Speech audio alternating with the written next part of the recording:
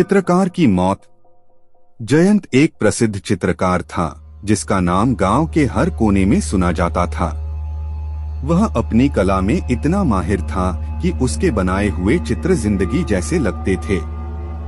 एक दिन जयंत ने सोचा कि वह अपनी नई प्रतिभा दुनिया को दिखाने के लिए एक अद्भुत चित्र बनाएगा। वह गांव के पुराने हवेली में चला गया जो वर्षों से अब अधूरी और भूतिया हो गई थी। हवेली में प्रवेश करते ही जयंत ने एक पुराने चित्रकार की एक अजीब तस्वीर देखी।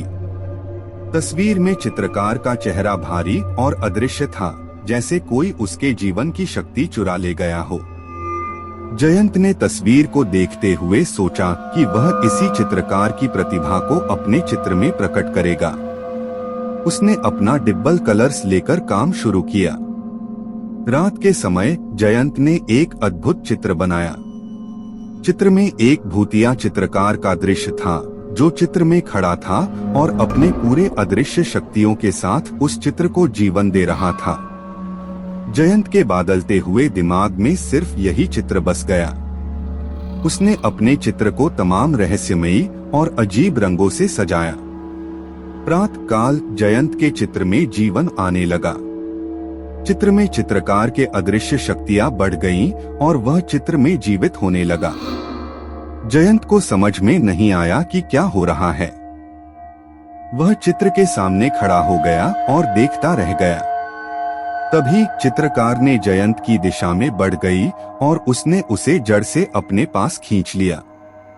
जयंत डर कर चिल्लाया, लेकिन उसकी आवाज सिर्फ उसी कमरे में थी।